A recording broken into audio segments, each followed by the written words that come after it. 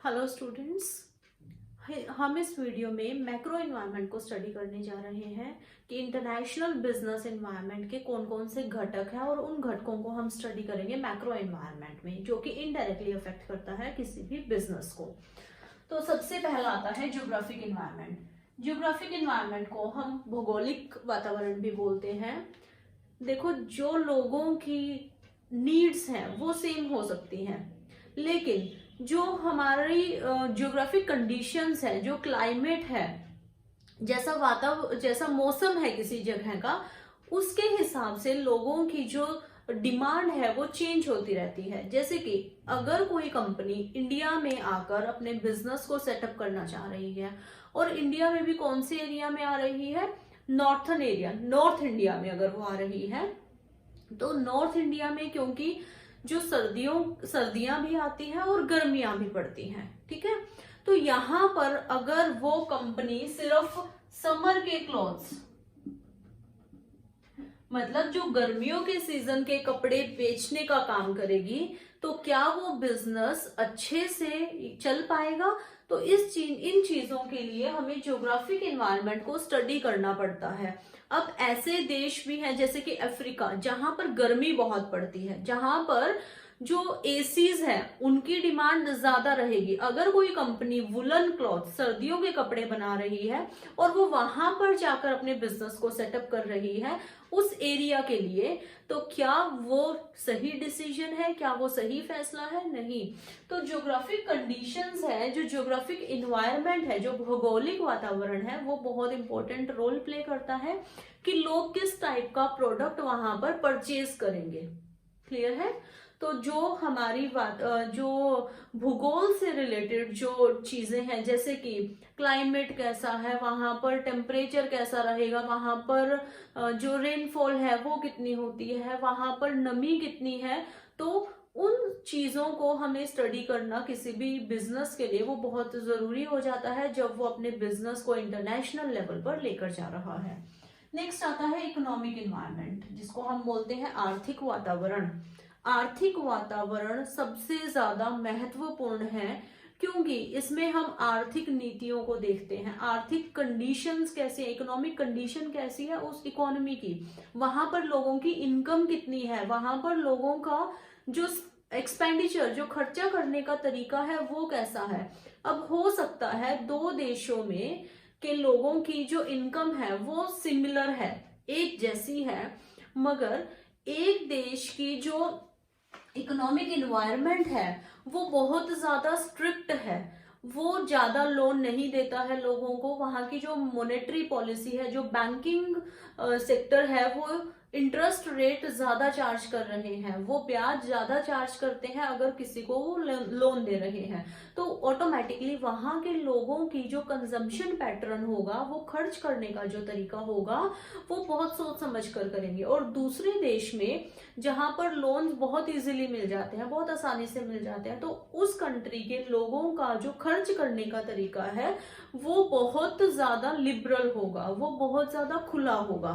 तो economic environment बहुत important role play करता है कि हमारी मॉनेटरी पॉलिसी कैसी है, हमारी इकोनॉमिक कंडीशन कैसी है इकोनॉमी की, हमारे यहाँ पर लोगों की इनकम कितनी है, देन जो बिजनेस ट्रेड साइकिल है वो कैसा चल रहा है, हमारी इकोनॉमी में महंगाई है, इन्फ्लेशन है या रिसेशन है। तो ये सारी चीजें बहुत इंपॉर्टेंट रोल प्ले करती हैं किसी भी बिजनेस के लिए। नेक्स्ट आता है पॉलिटिकल इन्वायरमेंट, राजनीतिक इन्वायरमेंट।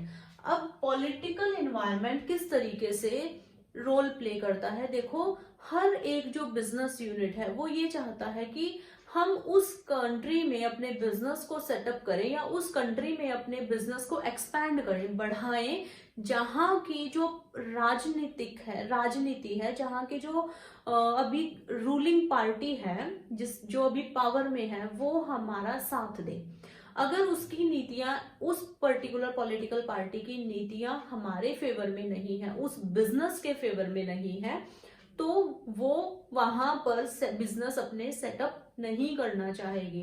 तो जब भी हम अपने बिजनेस को किसी दूसरे देश में फैलाने की सोचते हैं, तो हमें इन सारे इन्वायरमेंट्स को स्टडी करने की, इनको बहुत गहराई से इनका अध्ययन करने की जरूरत पड़ती है।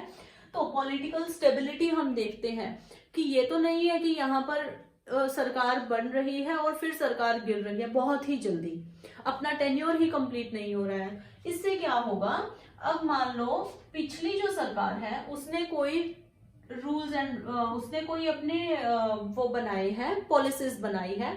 अब उन पॉलिसीज को इम्प्लीमेंट करना बहुत शॉर्ट टर्म में इजीली नहीं होता, इसलिए इनको लागू करने में टाइम लगता है।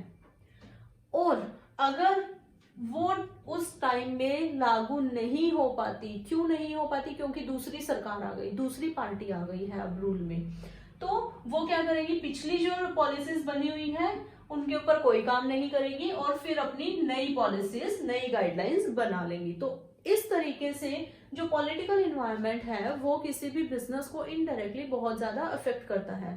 सपोज यहाँ पर इंडिया में कोई बाहर देश की कोई व्यवसायिक इकाई ने आकर अपना यहाँ पर काम सेटअप किया, लेकिन जहाँ जो अपनी इंडिया की गवर्नमेंट है उसने क्या किया, उस प्रोडक्ट की प्रोडक्शन पर बैन लगा दिया, उसको प्रतिबंध कर दिया।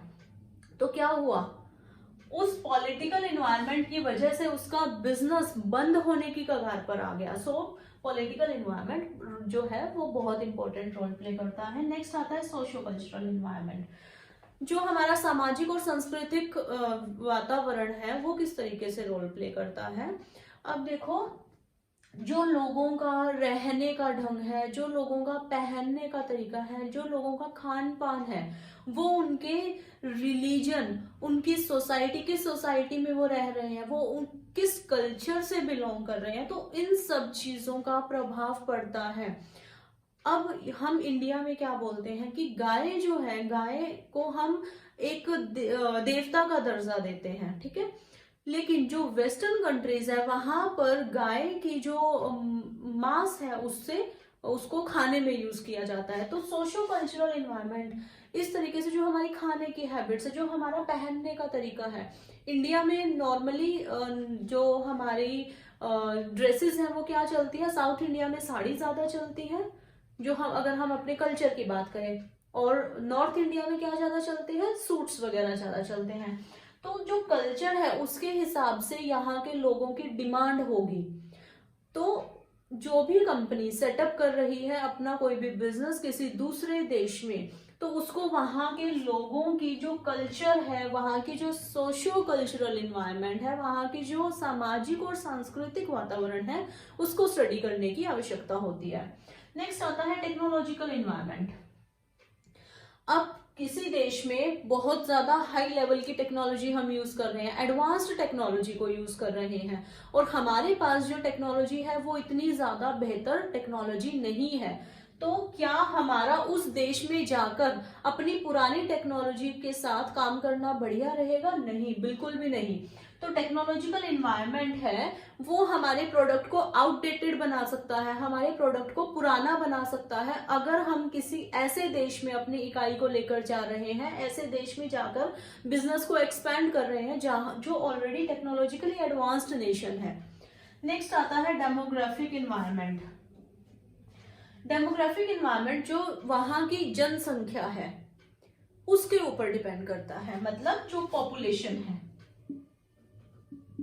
पॉपुलेशन कैसी है, वहां पर मेल ज्यादा है या फीमेल ज्यादा है, वहां पर चिल्ड्रन ज्यादा है या ओल्ड एज लोग ज्यादा है, वहां पर जो लोग हैं उनकी वो ज्यादा सैलरीड है, मतलब उनकी ज्यादा जो इनकम है वो सैलरी से आ रही है या वो बिजनेस फैमिली से है, ठीक है। तो पॉपुलेशन कैसी है, सपोज एक ऐसे देश में हम अपने पैसे को इन्वेस्ट करने जा रहे हैं या एक ऐसे देश में हम जाकर अपने बिजनेस को एक्सपैंड कर रहे हैं जहां पर फीमेल जो है उनकी पॉपुलेशन ज्यादा है, तो वहां पर डिमांड किसकी होगी ज्यादा, जो फीमेल से रिलेटेड प्रोडक्ट्स हैं उनकी ज्यादा होगी। इसी तरीके से अगर चिल्ड्रन किसी कंट्री में, किसी नेशन में ज्यादा है, जो पॉपुलेशन का मेजर पोर्शन है वो बच्चे हैं, तो वहां पर बच्चों से रिलेटेड जो प्रोडक्ट्स हैं, जो बच्चों से रिलेटेड कपड़े हैं, बच्चों से रिलेटेड जो खिलौने हैं, उनकी डिमांड ऑटोमेटिकली ज्यादा होगी। तो हमें डेमोग्राफिक इन्वायरमेंट को स्टडी करने की भी बहुत ज्यादा जरूरत पड़ती है, क्योंकि डेमोग्राफिक के बेसिस पर ही लोग वहां पर परचेज करेंगे किसी सामान को। अब वहां पर चिल्ड्रन की पॉपुलेशन ज्यादा है और हमने सामान कौन सा बेच रहे हैं, जो बूढ़े बुजुर्ग लोगों के काम ज्यादा आता है, तो इन लोगों का जो सामान है इसकी डिमांड ऑटोमेटिकली कम होगी, क्योंकि वो जनसंख्या में इतने ज्यादा उनका शेयर है ही नहीं है। नेक्स्ट आता है लीगल इन्वायरमेंट, जो कानूनी वातावरण है वो कैसा है। लीगल इन्वायरमेंट में हम स्टडी करेंगे कि किसी कंट्री में क्या लॉ बने हुए हैं, क्या कानून बने हुए हैं, जैसे कि कंज्यूमर प्रोटेक्शन एक्ट है, कंपटीशन एक्ट है, तो बहुत सारे जैसे कानून बनते हैं फ्रॉम टाइम टू टाइम, चाहे तो वो हमारी डोमेस्टिक इंडस्ट्रीज को सेव करने के लिए है, चाहे वो हमारे कंज्यूमर्स को प्रोटेक्ट करने के लिए है। तो इन सब का गहरा अध्ययन करना चाहिए किसी भी बिजनेस, जो एक हम बोल सकते हैं व्यवसायिक इकाई है उसको, जब भी वो अपने बिजनेस को बाहर देशों में फैला रही है, क्योंकि ये सारी चीजें हमारे बिजनेस को इनडायरेक्टली अफेक्ट करेगी, और अगर हमने एक गलत डिसीजन ले लिया तो उसकी वजह से हमारा जो बिजनेस है उसकी सर्वाइवल खतरे में जा सकती है। सो ये सारे हैं components of international business environment. यहाँ से भी क्वेश्चन आने के चांसेस बहुत ज्यादा रहते हैं, बहुत ही इंपॉर्टेंट टॉपिक है ये।